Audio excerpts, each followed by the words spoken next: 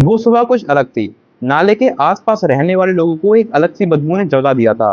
वहां का एक लोकल बॉय जो रोज सुबह दूध बांटने का काम करता है, सबसे पहले वो देखता है कि नाले की एज से एक लाश बाहर निकल रही है।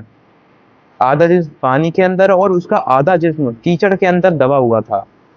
जिसके बाद वो लोग तुरंत पुलिस को इन्फॉर्म करते हैं और पुलिस लाश को बाहर निकालती है और वो लोग उसको आइडेंटिफाई नहीं कर पा रहे थे, लेकिन उसके हाथ में एक ब्रेसलेट था जो कि उसकी माँ ने उसको उसके जन्मदिन पर दिया था, और वही ब्रेसलेट उसकी अब आइडेंटिटी बन चुका था।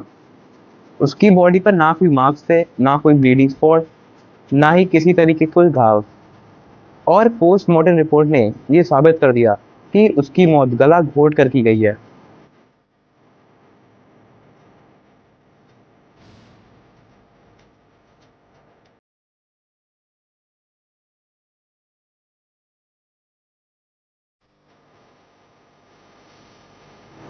3 दिन हो गए थे।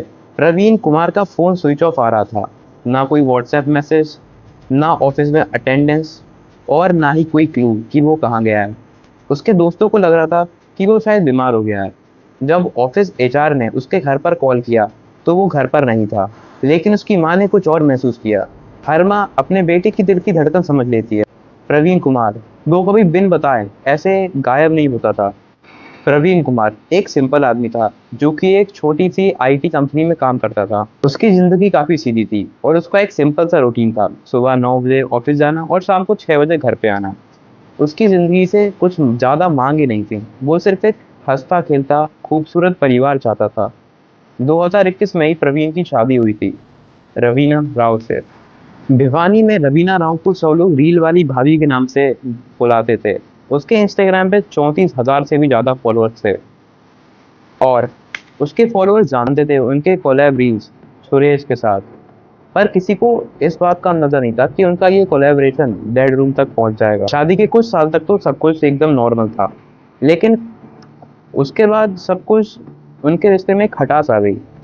रवीना हर टाइम फोन पर लगी रहती थी, हमेशा उसका सिर्फ एक काम था, रील्स बनाना, और वो लाइक और इन सब के पीछे एकदम पागल हो गई। प्रवीण हमेशा चुप रहता था। उसके दिल में एक शक था, लेकिन उसने उसको अपनी जुबान पर नहीं लाया। उसकी एक सिंपल सोच थी कि शादी में एडजस्ट तो करना पड़ेगा। पर हर शाम जब वो घर आता था तो एक खामोशी उसका इंतजार करती थी। रवीना की हंसी और मुस्कुराहट सिर्फ उसके फोन के लिए होती थी, और प्रवीण के लिए सिर्फ एक ठंडा हाँ। प्रवीण ये नहीं जानता था कि जिस औरत के लिए उसने दुनिया से लड़ने का वादा किया था, वही उसको जिंदगी के आखिरी मोड़ पर लाकर खड़ा कर देगी। वही औरत उसकी मिसिंग रिपोर्ट की मेन सस्पेक्ट बनेगी। वो रात एक आम रात थी, कम से कम दुनिया के लिए तो एक आम रात थी। प्रवीण ने ऑफिस से जल्दी छुट्टी ली थी और वो रवीना के लिए उसकी मनपसंद मिठाई लेकर आया था। उसने सोचा था शायद इस मिठाई को देखने के बाद उन दोनों के बीच की दूरियां कम हो जाएं। हर बार की तरह उस रात भी प्रवीण का इंतजार सिर्फ सन्नाटा कर रहा था। रवीना हमेशा फोन में खोई रहती थी और प्रवीण उसके लिए सिर्फ एक बैकग्राउंड कैरेक्टर था, क्योंकि उसकी जिंदगी का मेन कैरेक्टर तो अब और कोई बन चुका था। उस रात रवीना ने किसी चीज का जिक्र नहीं किया, ना ही मिठाई की तरफ देखा। प्रवीण समझ गया था कि उन दोनों के बीच कुछ तो बदल गया है, या फिर उसकी जगह अब किसी और ने ले ली है। पर प्रवीण इस बात से अनजान था कि वो रात उसकी जिंदगी की आखिरी रात होगी, और उसकी पत्नी रवीना और रवीना का यूट्यूबर बॉयफ्रेंड सुरेश उनके उसके पीठ पीछे उसकी मौत की साजिश रच चुके हैं। सीसीटीवी में दिखाई दिया कि रवीना ने उस रात सुरेश को अपने घर बुलाया था। पर जब प्रवीण अपने ऑफिस से अब घर वापस आता है तो वो उन दोनों को बेड पर एक कॉम्प्रोमाइजिंग पोजीशन में देखता है, जिसके बाद उसका खून खौल जाता है। जो कि जाहिर सी बात है, कोई नहीं चाहेगा कि उसकी पत्नी किसी और के साथ ऐसा करे और उसको धोखा दे। पर बहुत देर हो चुकी थी, वो लोग उसकी मौत का फरमान दे चुके थे। रवीना ने तुरंत प्रवीण के गले में दुपट्टा डाला और कस के जकड़ दिया, और उसको तब तक जकड़ के रखा जब तक उसकी आखिरी सांस ना निकल गई। ना कोई चीख, ना कोई आवाज, सिर्फ कुछ सेकंडों का स्ट्रगल और प्रवीण की मौत। रवीना के मुंह पे एक अजीब सी ठंडक थी, जैसे उसके सीने से कोई बोझ उतर गया हो। भिवानी की रेसिडेंशियल लेन में सीसीटीवी ब्लिंक कर रहे थे।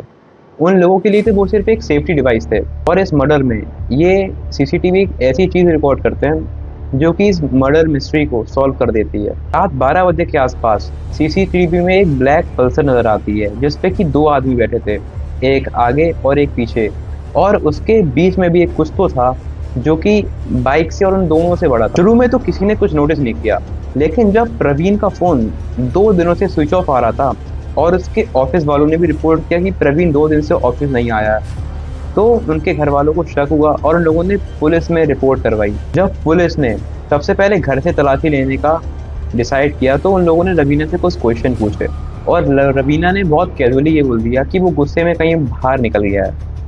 लेकिन पुलिस वालों को रवीना पे शक था, क्योंकि जहाँ पर जिसका पति गायब हो गया है, खो गया है, उसकी पत्नी के मुंह पे एक टेंशन होनी चाहिए थी। लेकिन रवीना बहुत चिल थी और उसके इसी चिल एटीट्यूड ने उसको एक प्रॉब्लम में डाल दिया। अब पुलिस वालों को शक था रवीना के ऊपर, और उसके बाद पुलिस को मिलती है वो फुटेज जिसके अंदर वो दो लोगों को देखते हैं। और उस फुटेज को जब क्लियरली पुलिस वालों ने देखा तो उस फुटेज में एक ईयररिंग दिखता है जो कि रवीना ने पहना हुआ था, और पुलिस वाले जब उसको रवीना के रील अकाउंट से मैच करते हैं तो वो दोनों ईयररिंग सेम थे। और पुलिस वाले तुरंत रवीना को रिमांड में लेते हैं और रवीना से पूछताछ शुरू करते हैं। पहले तो रवीना बहुत ही ज़्यादा नखरे दिखा रही थी, उल्टे सीधे सवाल के जवाब दे रही थी, और लेकिन कुछ टाइम बाद ही रवीना ने सब कुछ साफ साफ कन्फेस कर लिया। कैसे वो और सुरेश बेड पर थे, और जब प्रवीण ने उनको देखा तो प्रवीण बहुत गुस्सा हो गया था, और तभी रवीना ने प्रवीण के गले में अपना दुपट्टा फांसा और बहुत ही जोरों से जकड़ दिया। और जब तक प्रवीण मर नहीं गया तब तक वो लोग उस दुपट्टे को जकड़े रहे, और फिर उन लोगों ने प्रवीण की लाश को ठिकाने लगाने का अड्डा ढूंढा अपने घर से 6 किलोमीटर दूर एक नाला। वो लोग दिन में तो ये काम नहीं कर सकते थे, इसलिए उन लोगों ने रात होने का इंतज़ार किया, और तभी 12 बजे वो लोग अपनी पल्सर बाइक पर उस लाश को लेकर निकलते हैं और उस नाले में फेंक देते हैं। तभी उसके कुछ दिनों बाद ही वो बच्चा उस लाश को देखता है और पुलिस को इन्फॉर्म करता है, और ऐसे ही ये केस सॉल्व हो जाता है।